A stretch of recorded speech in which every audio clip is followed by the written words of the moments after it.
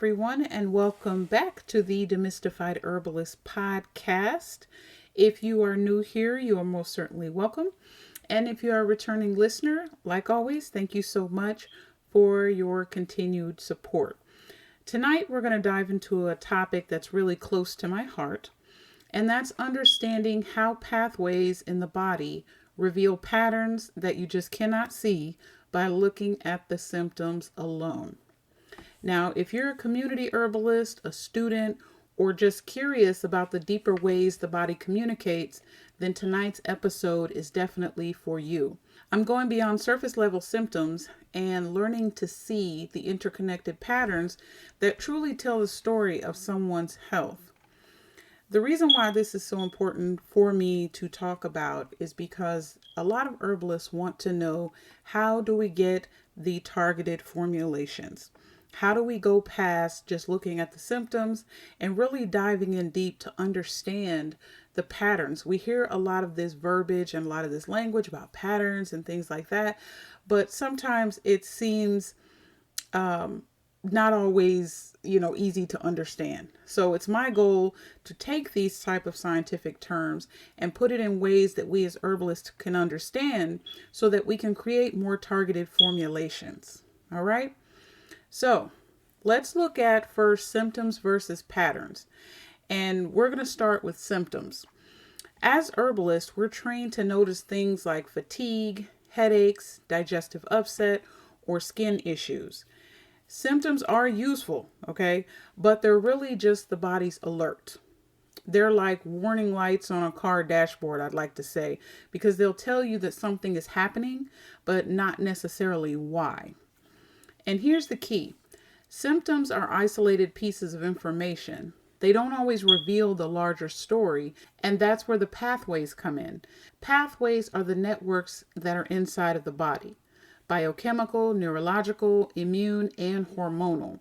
And they connect to organs, our systems, and processes. When we study pathways, we're going to start to see patterns. Patterns that link seemingly unrelated symptoms into a larger picture. Now, looking at the symptoms alone, you might only address each symptom separately. But if we trace the pathways, we might find that dysregulated blood sugar, stress hormones, and inflammation are actually all connected. Suddenly, a pattern starts to emerge, and our interventions become far more effective. Now, let's look at why patterns reveal what symptoms cannot. Symptoms are reactive and pathways are proactive. Symptoms tell us what is happening, while pathways will tell us why it's happening. By mapping out pathways, we as herbalists can do three main things. Number one, we can actually identify the root causes rather than just masking symptoms. Number two, we can predict how changes in one system will affect others. Because remember, we are all interconnected beings, our organs, everything is interconnected. Right? So an issue in one can cause an issue in another, and it's important to understand that. And then number three, it will help us to be able to build formulas that support networks instead of isolated symptoms. You can think of it like a river system. A symptom is a ripple on the surface, but the pathways are the currents that flow beneath. If you only focus on the ripple, you're going to miss the flow that's causing it. So understanding pathways lets you intervene at the source and not just the edge. Now you may ask me, okay, well, how do we observe the patterns through the pathways? How do we do that? What do we look for? How do we actually see these patterns? Well, I'm going to give you a few strategies. Number one, follow the networks. So you want to map out how systems interact. Digestive system issues can often affect mood. Hormonal imbalances can often affect sleep. So you want to follow the networks. Number two, notice clusters of symptoms. So don't address one symptom in isolation. Look for reoccurring groups that point to a deeper imbalance. Number three, track timing and triggers. So when you go into the doctor's office, sometimes they'll ask you, when did it start? When did the symptoms appear? Oftentimes they're looking at the timing of when these things occur. Is it around dinner time? Is it around the time you eat? Is it around the time you exercise? And what is triggering these things? Was it something that you ate? Okay, was it you being outside and walking around a flower patch or something and you're actually allergic to something? What symptoms appear? And so it could be stress, diet, or the environment. Patterns often reveal themselves within these connections. And then number 4, you want to use herbs strategically. So instead of chasing each symptom, focus on supporting the pathway that's involved. So for example, liver support herbs may help digestion, it could also help the skin and the body's energy at the same time. So use your herbs strategically. And what I would like you to do is, after this episode, take a look at your own clients or even yourself and just ask yourself, are you addressing only the isolated symptoms or are you following the pathways to see the bigger picture? Ask yourself that question. Because I'm telling you, it will definitely help really change the way that you look at herbal formulation, and it will actually change the way that you look at your clients as well and address the issue. So when we're talking about pathways, why does this matter for us as herbalists? Understanding pathways is not just academic, but it really is practical.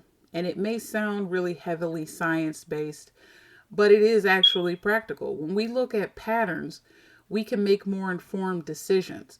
Our formulas become more smarter, more targeted, the outcomes become better, and our clients actually feel seen and supported on a deeper level. Plus, as herbalists, it helps us build confidence in our own business and our own practices because we're not just guessing. We're actually observing and we're making those connections. And that is one of the things that herbalists tend to struggle with, and that is confidence. And so if you don't have confidence in some area, it is because there is information there that may not be available to you, or there's things you might not feel like you know. Some people don't have confidence, for a myriad of reasons.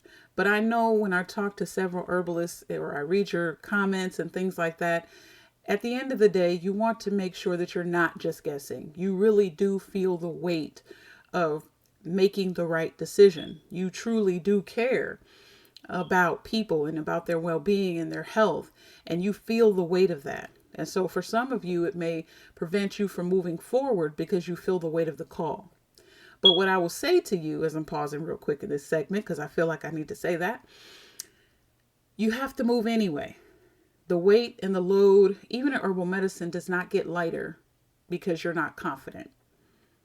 I will say that again. The weight and the load of the call does not get lighter because you are not confident.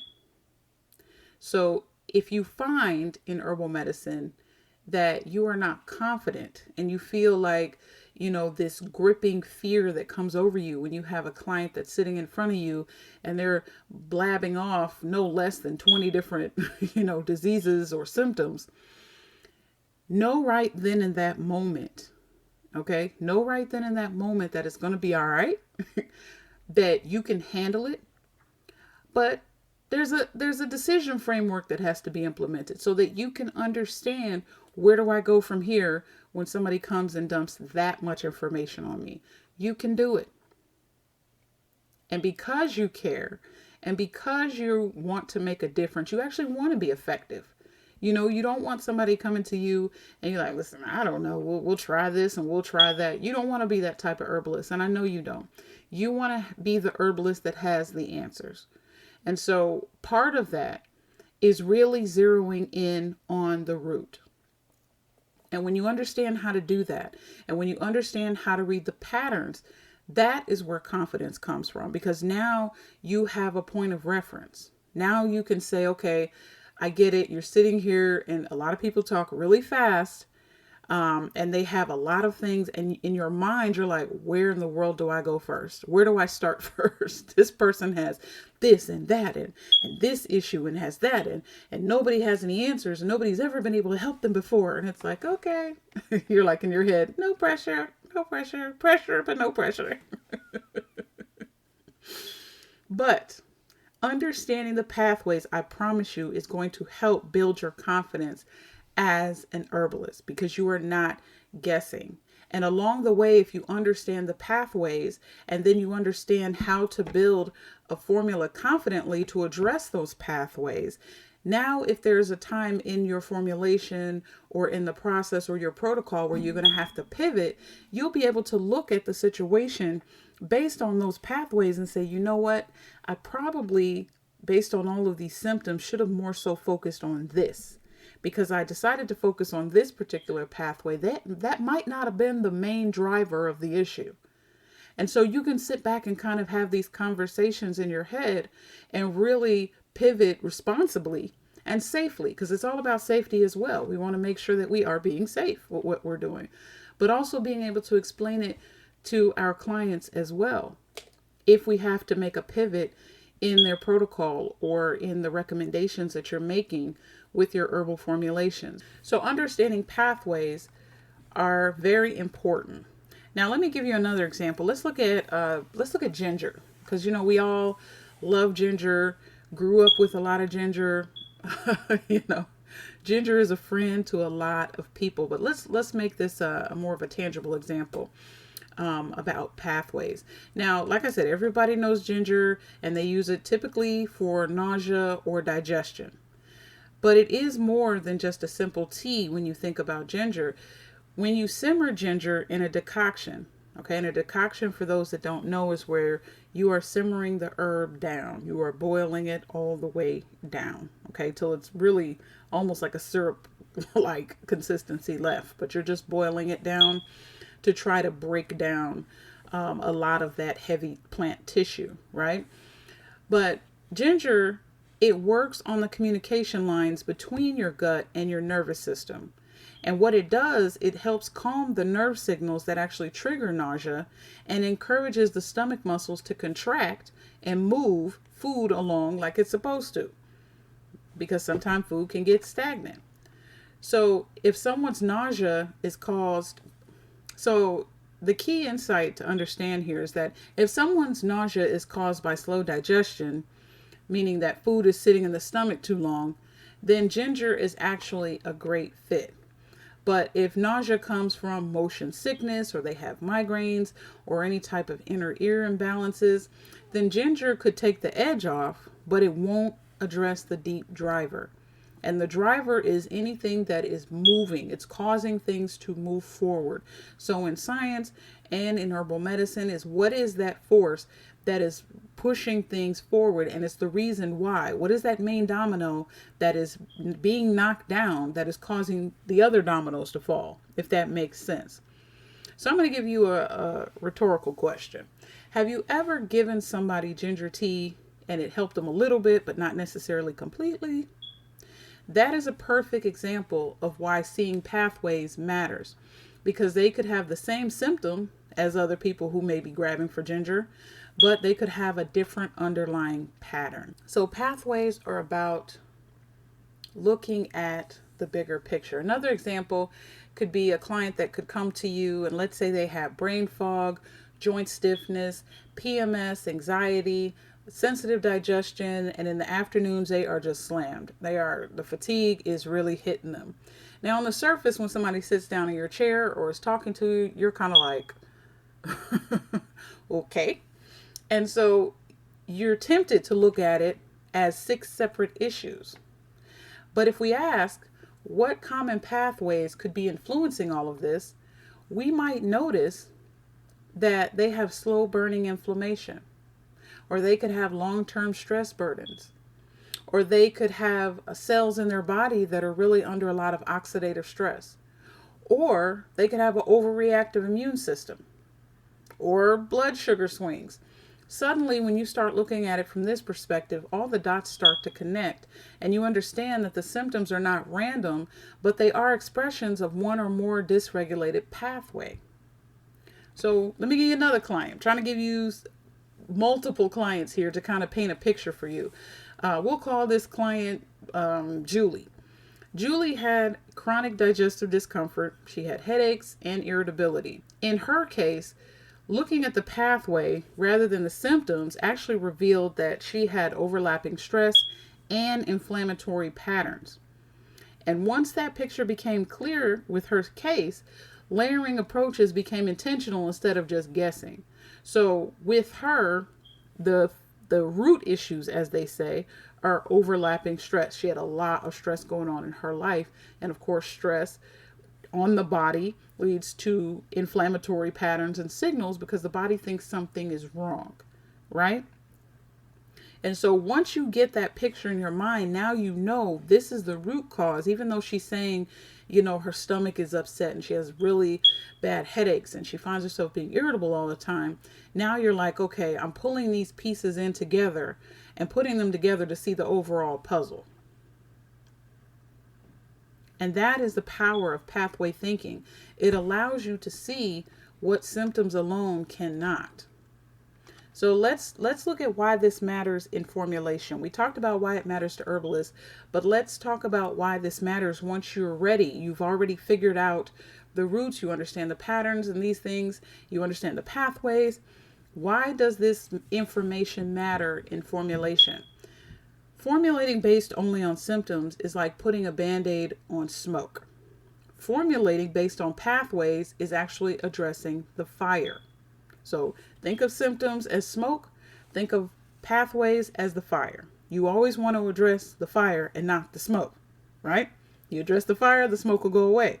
So having this level of thinking, it's going to help you avoid overcomplicating your formulas, choosing herbs that complement each other, recognizing when an herb isn't actually addressing the root issue, and layering effects intentionally.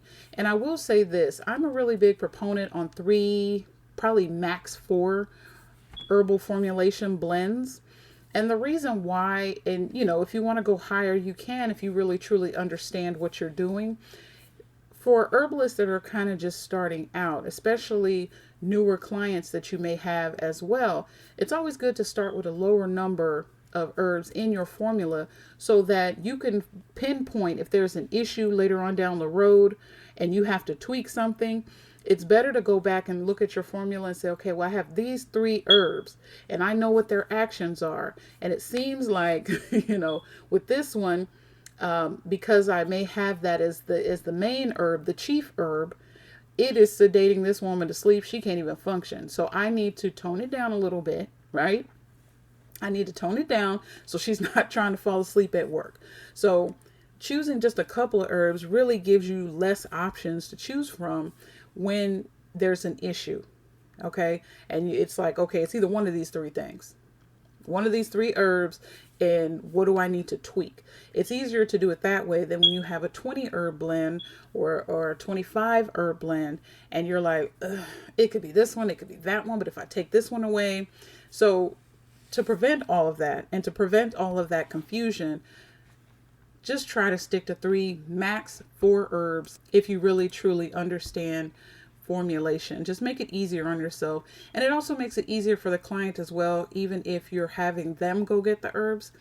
It makes it easier for them as well. And compliance is really important. And if somebody's more likely to comply with a 3 herb formula than a 20 herb formula, especially if none of them are growing in the area of where you live. So keep that in mind. If multiple herbs target the same pathway, you may just be repeating action. But if you choose herbs supporting connected pathways, the formula has synergy and elegance. These pathways and understanding it also helps you to understand synergy as well. But what I do want you to start seeing is the architecture underneath the symptoms. And once you can see that, then your herbal thinking starts to change completely. Let's take a second and look at your own life, right? Have you had a week where stress has made your digestion weird, or your skin flary, or your sleep, you suffered in your sleep where you can't really get a lot of sleep? If you look at that, that wasn't 4 separate problems, okay? This is just another example. I'm trying to make it more relatable. That wasn't 4 separate problems. That was one stress pathway expressing itself in different ways. So you said, my digestion is slowing, my skin flares up, I've had a lot of stress going on. My sleep has suffered as a result of that. That's not four separate problems. Again, it's one stress pathway expressing itself in different ways. So once you start seeing pathways, you will definitely stop chasing individual symptoms. You'll start observing patterns. You'll start predicting responses. And then you'll start thinking in layers. And that is the overall goal. So, in closing, it's important to understand that clients don't need receptor names. They need pattern language. So instead of saying you have 5 separate issues, you can say there's one stress inflammatory loop showing up in several different ways. Now, if that's enough to make their eyes cross, then you can break it down even further. But this makes the story easier to understand. It reduces overwhelm, not only for you, but for them as well, and then it will build trust. So the next time you look at a client's symptoms list, pause and ask yourself, what underlying pattern could really explain all of this? And that one question will completely change your perspective. If you like what you heard, please like, share, and subscribe. Follow me on all of my social media sites at The Demystified Herbalist. If you need more information, if you want education, all this free resources, head over to my website at www.thedemystifiedherbalist.com. Share this podcast with anyone whom you feel will definitely benefit. If they are at the crossroads of their herbal formulation journey and they're like, how can I make more targeted formulations? What are the key things that I need to be zeroing in on to help gain more understanding on how to do that? Share this podcast as well as previous podcasts with them. That will help them. Have a great evening. And until next time, family, I'm out.